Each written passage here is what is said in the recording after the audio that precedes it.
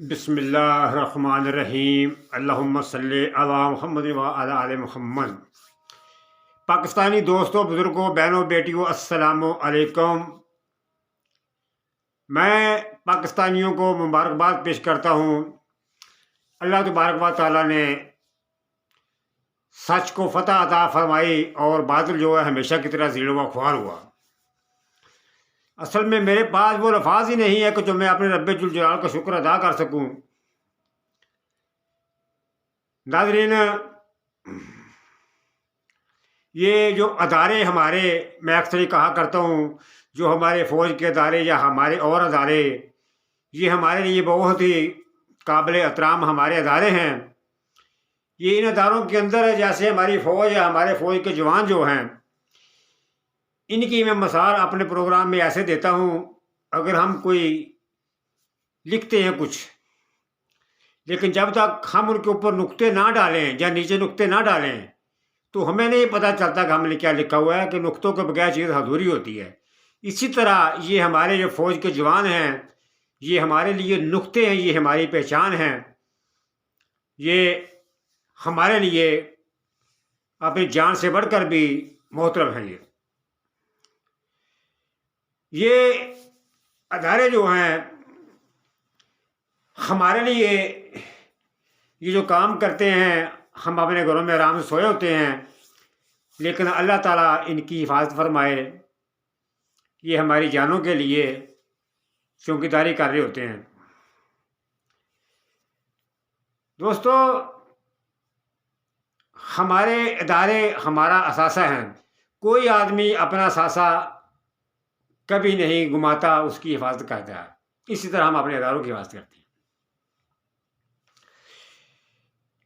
لیکن پھر جب چاند نکلتا ہے، پھر لوگ چاند کو سلام کرتے ہیں، ہاتھ اٹھا کے دعائیں کرتے ہیں۔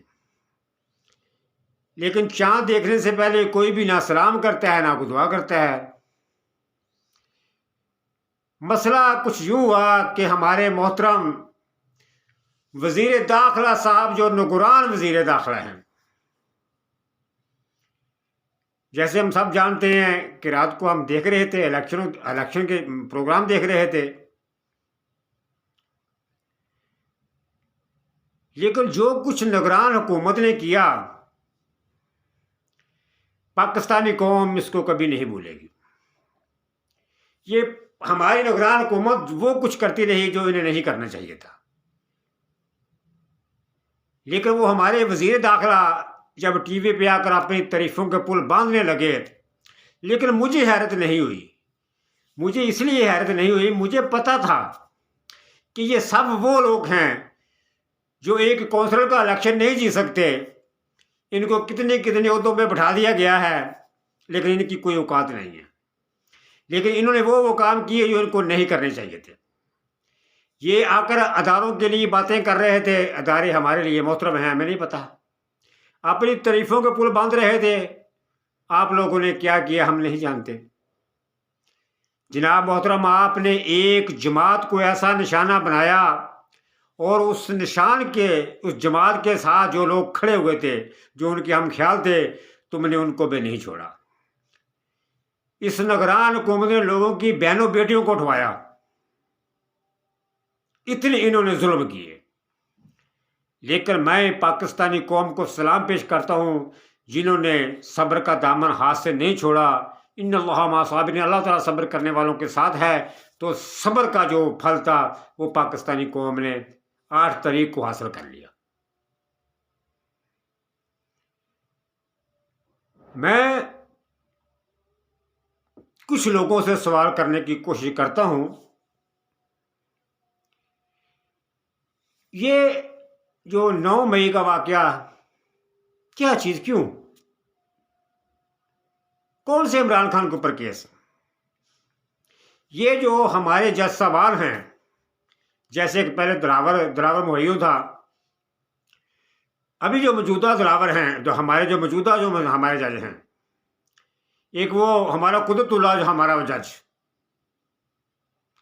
یہ لوگ ہماری ان مقدس کرسیوں کے بیٹھنے کے قابل نہیں ہیں۔ یہ ہمارے ان مقدس اداروں کے لیے ایک گالی بن چکے ہیں۔ खुदा की कसम हम दुनिया में बदनाम हो चुके हैं इन लोगों की वजह से। इन जजों को चाहिए था ये किसी वकील के साथ मुंशी रहते, वकीलों की किताबें उठाते। शर्म नहीं आती? कितने दिन माहवारी आती है, कितने दिन इद्दत के हो गए हैं।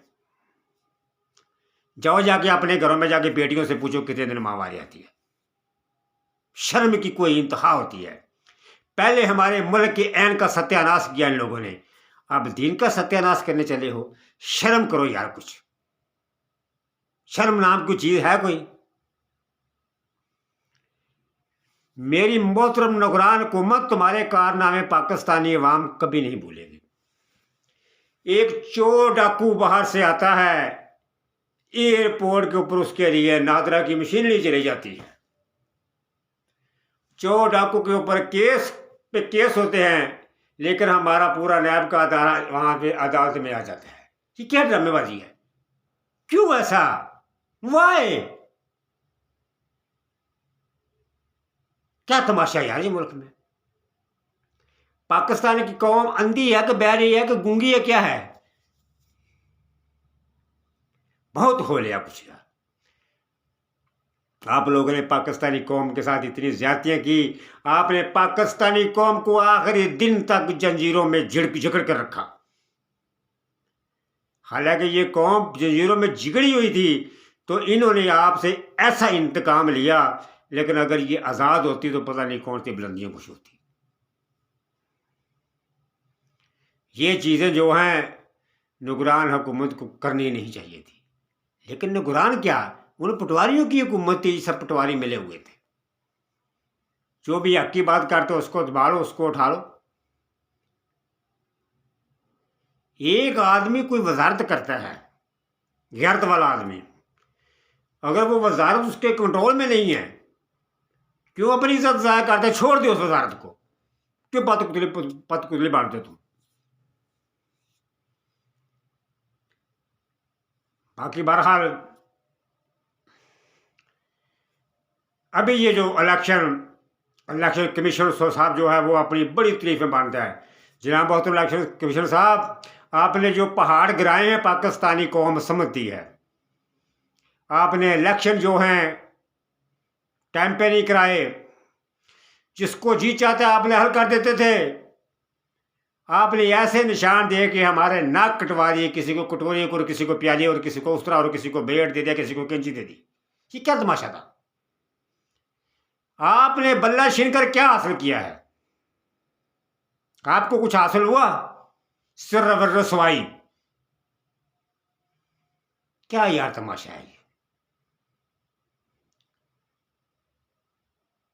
कसम रब्बे जुल जलाल की, योम क्यामत का मैदान लग कर रहेगा और हिसाब होकर रहेगा। उस रब्बे जुल जलाल से डरो यार। सब कुछ क्यों, किस लिए? हमारे जनाब मोहतरम इलेक्शन कमीशन साहब रात को 2 बजे कॉन्फ्रेंस में फरमाते हैं कि ये जो नतीजे टीवी पे दिखाए जा रहे हैं इनकी कोई वैल्यू नहीं। मोहतरम कहते हैं मैं खुद ऐलान करूंगा।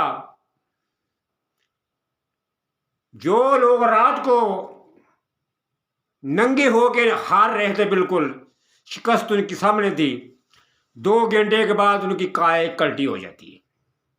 फिर मेरे जनाब मोहतरम इलेक्शन कमीशन साहब बड़े दावे से आधे घंटे तक सारे अलाउंस कर दो वरना मैं तुम्हारी गर्दनें काट दूंगा। सुबहान अल्लाह, क्या है हम सब कुछ? ये सब ड्रामेबाजी है। खुदा के लिए इस मुल्क के ऊपर रहम करो यार। ये हमारा मुल्क जो है दुनिया में बदनाम हो रहा है सिर्फ चंद लोगों की वजह से। बहुत लंबे बातें गुफ्तगू मैं नहीं करनी चाहता हूँ। बहरहाल समझ जाओ कुछ नहीं अभी बिगड़ा। मेरे इस मुकद्दस अदारे के अंदर जो लोग होते हैं वो मेरे मुकद्दस अदारे की छड़ी पकड़कर ताकतवर और बदमाश बन जाते हैं।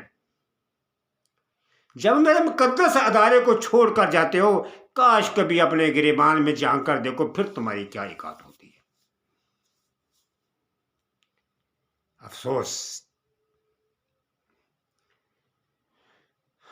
میں بس بہت میرے اندر کچھ بھرا پڑا ہوا ہے۔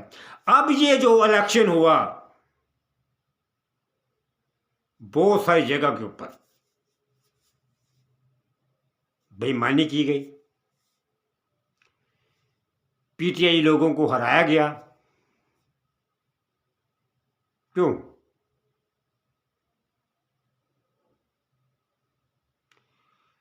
بس یار میں اور کچھ نہیں کہنا چاہتا ہوں، میں اپنے ناظرین سے اجازت چاہتا ہوں۔ پھر میرا دماغ جو ہے، میں بلڈ پریشر کا مریض ہوں، میرا دماغ جو ہے نا بس صحیح نہیں رہتا۔ میں بات ان کو یہی کہتا ہوں کہ خدا کے لیے جو تماشا لگا لیا وہ تو لگا لیا، اب چھوڑیں یار، اب زندگی کو جینے دیں۔ ہمارا جو وہ قیدی نمبر 804 ہے، خدا کے لیے کیا جھوٹے کیس بنا کے رکھے ہوئے، اس کے بعد جانے دو یار۔ میں بس اور کچھ نہیں کہنا چاہتا۔ السلام علیکم ورحمۃ اللہ وبرکاتہ۔